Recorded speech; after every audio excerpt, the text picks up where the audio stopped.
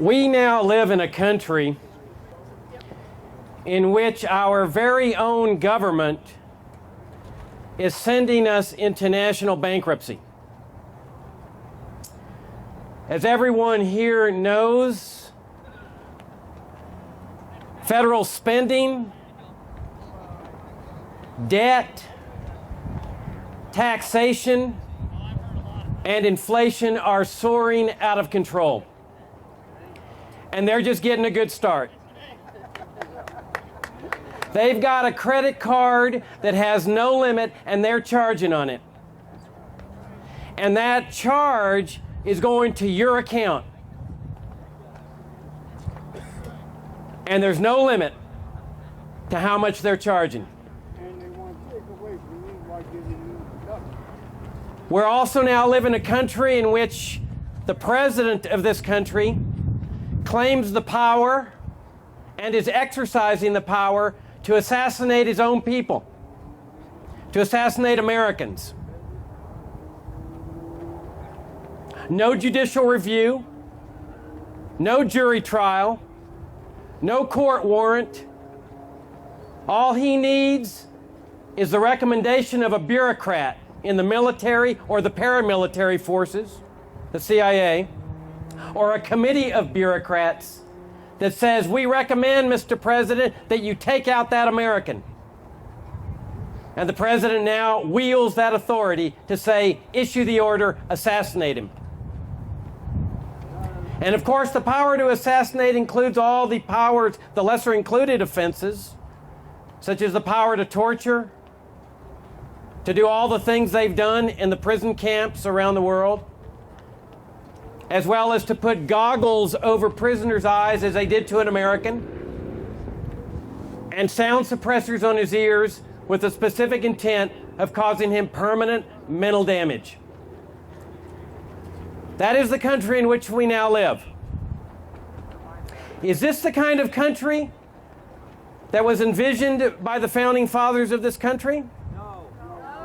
Is it the kind of country that was envisioned by the framers of the Constitution? No. Is this the kind of country that is supposed to be the model of freedom for the world? No. The model of a constitutionally limited republic? No. You see, it's very fitting that we're having this rally today on April 15th.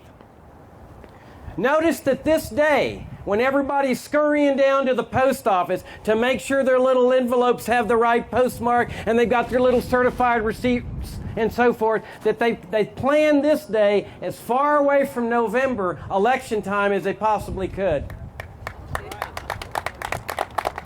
Now, I don't mean to make fun of and mock people that are going down and making sure they got that postmark and that return receipt, because we all know why every one of us is doing it. You got it, it's fear. But it's a well-grounded fear. Because the enforcement vehicle for this income tax is perhaps the most vicious, the most vengeful, the most powerful agency in history. If you don't, they have on their website, oh, it's all voluntary, that America prides itself on having a voluntary system. Well, if you believe that, try not paying your taxes. They will come after you with a vengeance that you cannot even imagine. They will levy liens on your house. They will seize every asset they can find. They will garnish your bank accounts. They will visit your employer. They will come at you at your home. They will let your neighbors know that you're the subject of audits and persecution by the IRS. They will do everything they can to destroy you, including indicting you and sending you to jail. This is the voluntary system that they call voluntary. You know, the media, when that suicide bomber flew his airplane into the IRS building in Austin, the media focused entirely on his motivation. You know, what kind of aberrant behavior this man engaged in. But notice not one time did any one of these statists focus on the aberrant, bizarre behavior of this government agency, the IRS, that drives people not only to commit murder-suicide, but has driven countless people to commit suicide. All that's considered normal, rational, regular. Let me tell you how this whole process works. It's a crooked process. It's corrupt. It's sordid. It's rotten to the core. And keep in mind, before I explain to you this process, that our American ancestors had nothing to do with it. That Americans lived without the income tax and the IRS for some 125 years. Woo! And you know why they did? Because they knew that this junk was antithetical to a free society. But this thing comes into existence in 1913, when socialism was coming into America, was percolating in America under the so-called progressives. They needed a jugular vein, and this is one of the jugular veins, this income tax, that funnels the nourishment into both the welfare state and the warfare state. You see, what happens is every April 15th, right now, everybody's sending their money into the IRS out of fear, because they know what will happen to them if they don't. And of course, it happens all year long. Your employers are over there forced to confiscate part of your revenues, your income, and send it into this jugular vein that feeds all the way into Washington. And then everybody's money goes into this giant pool. Now, this pool of money is a dream come true for a statist. A person that just cannot stand himself, that lives off coveting and envying the fact that other people have more when other people have less. You see, the dream of the statist, the equalizer, his dream is Cuba, where everybody's been taxed to death. They've had everything confiscated from them in the name of equalization, and everybody's equally poor. That's the dream of every statist. And you see, they see this giant pool of money and they say, my gosh, I want my share of that loot. And so here arises the parasitic section of society. The parasites, the leeches, the ones that are living off this pool of money that has come from the productive sector. And we're talking about not only the welfare recipients, we're talking about the warfare recipients too. They're all living off this largesse. And then they start fighting over it. There's a giant grab fest. And oh, by the way, all the Social Security money goes into this thing too. There's never been a fund. That's been a lie from the very beginning. There is no fund. It's a straight confiscate and redistribute scheme. When people say, oh, well, there won't be money for the young people in Social Security, nonsense. That's pure nonsense. There'll be plenty of money for you guys. All you got to do is tax the young people when you get old. Tax them 80%, 90%. Take everything you have, because that's what the old people are doing to you today. That's what the system's based on. And it's a giant grab fest. Everybody's trying to get his fair share of the loot. You got a society, my friends, where one sector of society is using the government to live at the expense of everybody else. That's what this country's now turned to as a result of what happened in that Roosevelt Revolution when they brought socialism to this country. You got everybody fighting over a share. Give me I'm entitled to it. I'm entitled to a bigger share. That's why they call them entitlements. Because they start feeling, the leeches start feeling like we're entitled to get into other people's pocketbook, not like a thief does directly, but by using the government to do it indirectly. So you got the people, Medicare, Medicaid, Social Security, the big corporations with their bailouts, the recipients of the stimulus funds, the foreign aid dictators that receive their largesse. You got the military-industrial complex and all the contractors, and you got the fat cat lobbyists in Washington and the bureaucrats, and everybody's trying to get his fair share of the loot. But you see, a big problem arises over time. The number of people that want to get on the dole starts getting bigger and bigger, and they don't have enough money to fund it. Because they get scared now. The liberals say, tax the rich, tax the rich.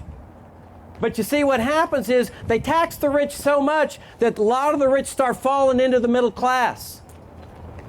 And the rest of the rich, they know, might just shrug and say, we don't need this anymore. We're going to retire. We ain't going to produce any more wealth for you to do this too.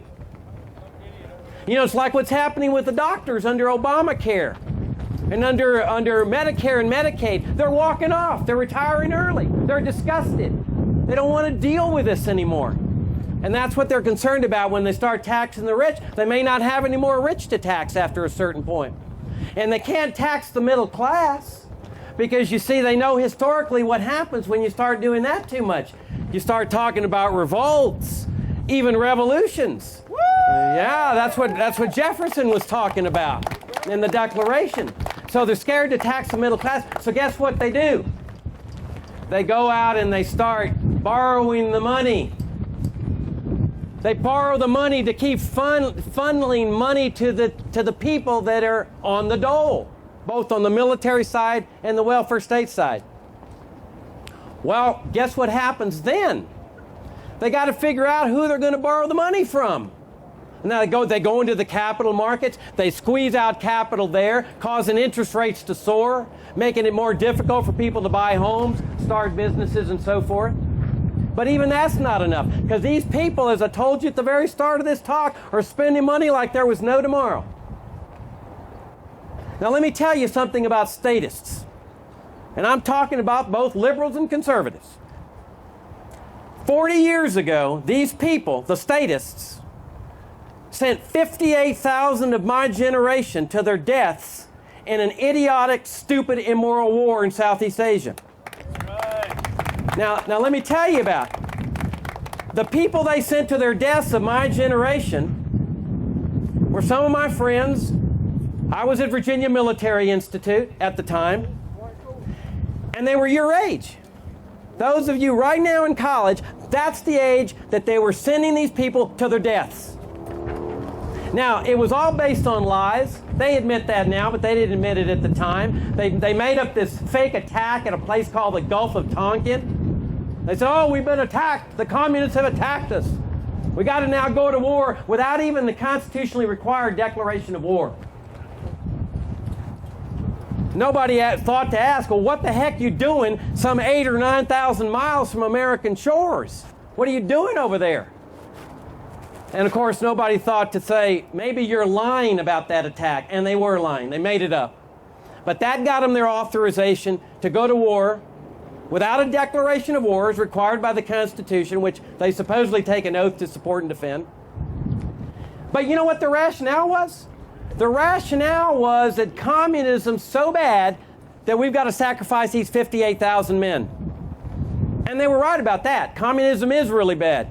But they were saying, well, the communist dominoes are going to fall. The communists are going to come to America. They're going to run the public schools. They're going to run the IRS. And, you know, as if, you know, American socialists running these things are any better. Well, why do I bring that up? Well, to show you about the statist mindset. Because you see, 40 years later, apparently, according to the statists, the communists aren't so bad anymore. Because guess where they borrowed a large sum of the money to fund the difference on what they're bringing in taxes and what they're spending, not only for the welfare state, but to pay for their imperial enterprises in Iraq and Afghanistan. You got it. They went to the Chinese communists to borrow the money. They are now this country's biggest foreign creditor. They got us by the neck. And these are the people, the Chinese communists, that were funneling a lot of the armaments that went into North Vietnam, into South Vietnam, that killed a large percentage of those 58,000 men of my generation. And now, why do U.S. officials that go to China, why do they get down on their knees and kiss the feet of these communists?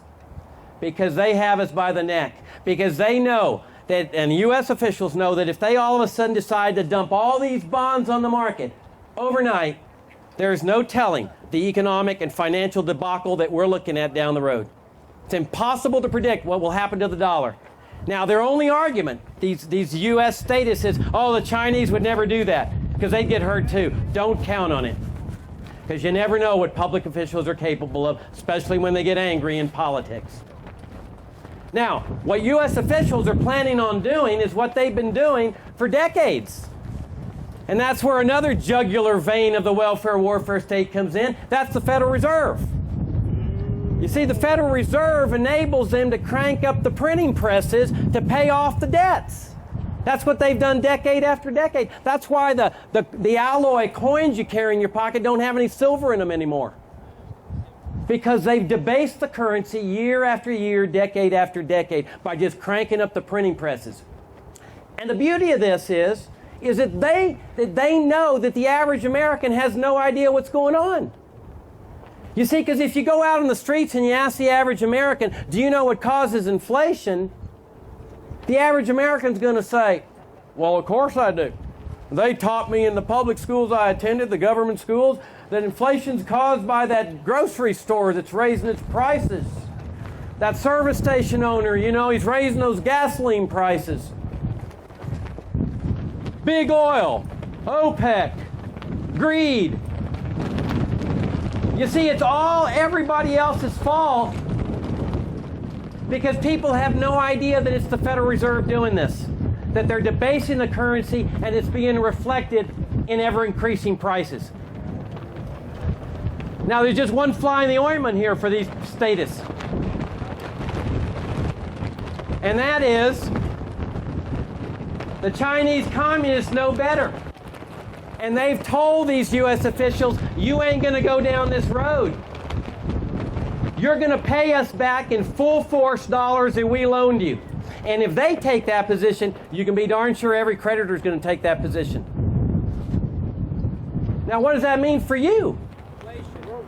That means right now you owe $40,000 per person on that national debt. Will they come and collect it from you? They might. Because you see, that's what's happening in Greece right now.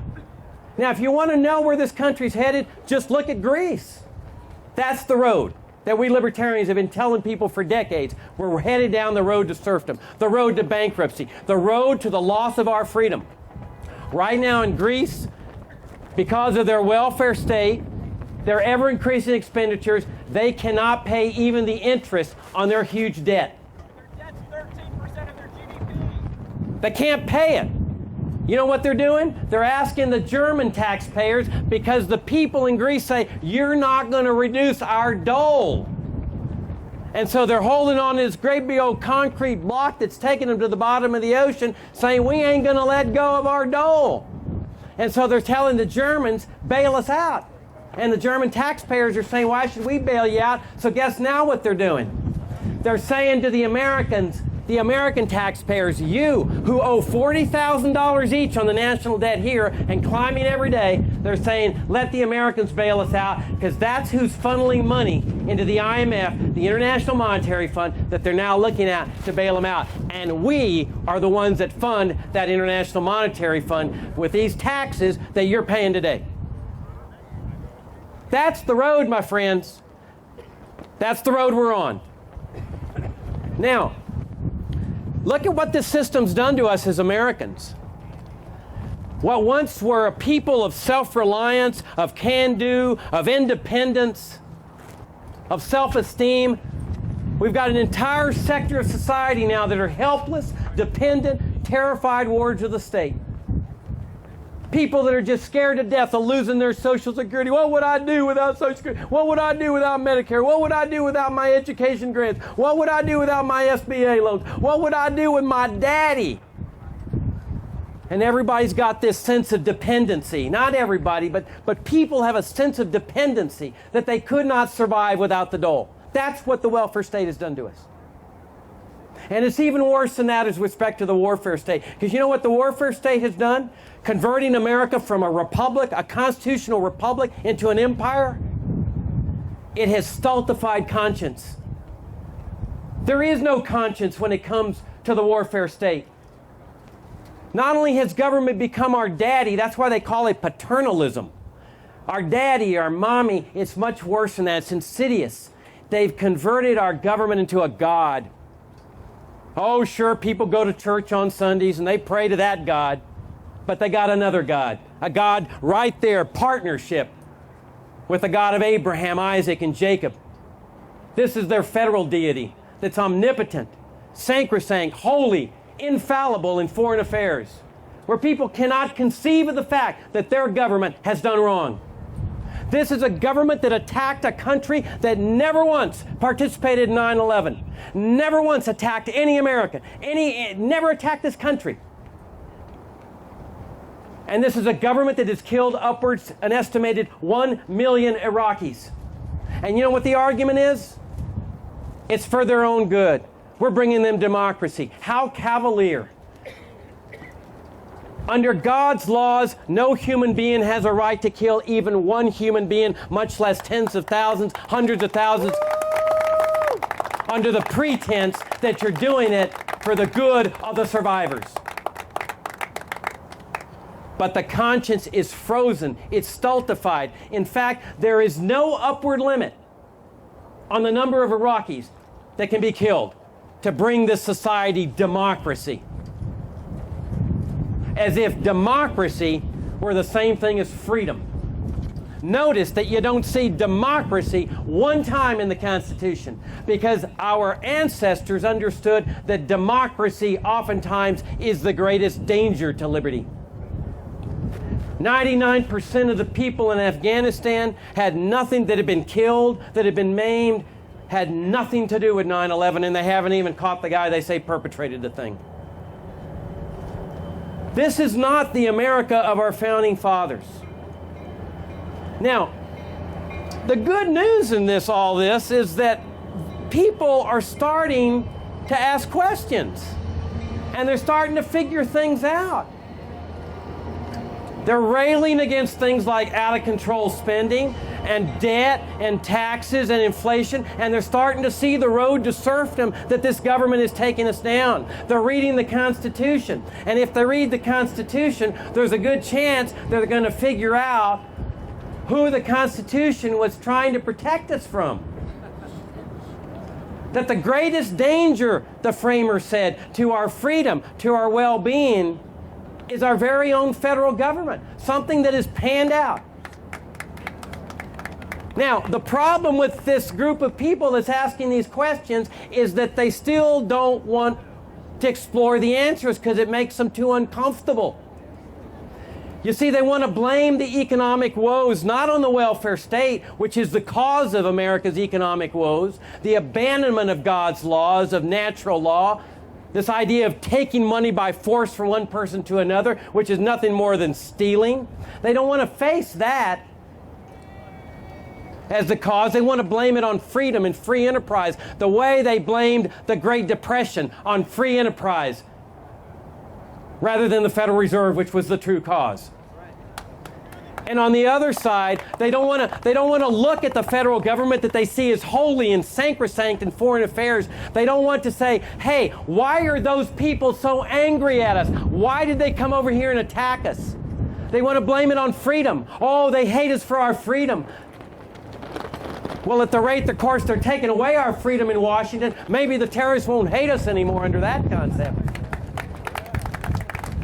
But you see, it's like Ron Paul said, they're over here attacking us because the empire was over there doing some very bad things to them, including the sanctions against Iraq that contributed to the deaths of some 500,000 children, including Madeleine Albright, the U.S. ambassador to the UN, announcing to the world and to the people of the Middle East that the deaths of 500,000 children from the sanctions in Iraq was worth it. They don't want to face that. But that's where we libertarians come in. Because for 20 years, 30 years, we've been telling Americans, this is the road these statists are taking you down. It's the road to bankruptcy. It's the road to moral debauchery. It's the road to empire. It's the road to all the bad things the framers tried to warn us against. And all the statists have said is, don't listen to those libertarians. Everything's going to be free. Welfare's free. Invading Iraq's going to be free. We can steal their oil. It's all going to be free. Don't worry about your conscience. Well, it isn't free, and we're now seeing it's not free. But where we libertarians are different from everybody else is we got the solution. Because you see, we stand for moral principles. We stand for what's right. And if that means standing up against the government that's in the wrong, then we do that. Because you know what? That's exactly what people did in 1776. Those people that signed that Declaration of Independence were not great Americans. They weren't Americans at all. They were British. They were British citizens, and they stood up against their government because their government's in the wrong. And this government in Washington, D.C. is in the wrong. And the solution's not just to get better people in office, different people in office. I don't care if you're a Republican, a Democrat, independent, libertarian, or whatever. What matters is your philosophy. Because libertarians have been saying our philosophy for decades. It's the philosophy of Jefferson and Madison, Washington, Franklin. What's your philosophy? Because our solution is the same thing as when you walk into a doctor's office. You want that doctor to give you a right diagnosis because you want the right medicine, you want the right prescription. This country's got cancer. And in order to deal with cancer, you don't tinker with it. You excise it. You dismantle this welfare state. You repeal these programs. You admit that it was wrong to embrace socialism. And you take the warfare state and you bring all the troops home, not just from Iraq and Afghanistan. You bring them home from Korea. You bring them home from Europe. Cold War's over 20 years ago. You bring them home from Africa, from Latin America, where they're fighting this evil, immoral, insidious war on drugs that is tearing apart society across borders. And you end these interventionist programs. You dismantle this empire and you leave government limited to its proper functions, which is exactly what America was all about. And that's what we stand for as Americans. That instead of trying to go abroad in search of monsters to destroy, trying to save people around the world through military force, we build the model society here. And we say to the world, look, we're not going to come and save you. We're not going to send military forces abroad. But if you want to come to a free society, we're building it here. You come to America if you want freedom. And then we build on what the Founding Fathers do. Sure, there was a tragic exception, slavery, tariffs, all kinds of exceptions. But we build on the positive thing. We ditch the income tax. We ditch the IRS. We ditch the Federal Reserve. We ditch every socialist program. And we restore a constitutional republic to our land. If we stick with these principles, if we go back to the vision of our Founding Fathers, we go back to our roots, and we see where we went wrong with socialism and imperialism and interventionism. My friends, we have an opportunity here. You see, that ancient Chinese symbol of crisis perfectly epitomizes where we are, because that symbol is a combination of two symbols, danger and opportunity. We got danger right now. We got danger to our financial interests, to our pocketbook. We got dangers to our liberties. But we have opportunity because finally people are starting to think. And when people are thinking, then we've got a shot to restore the principles of liberty on which this country was founded and to lead not just America, but the people of the world to the highest reaches of freedom that mankind has ever seen. Thank you very much.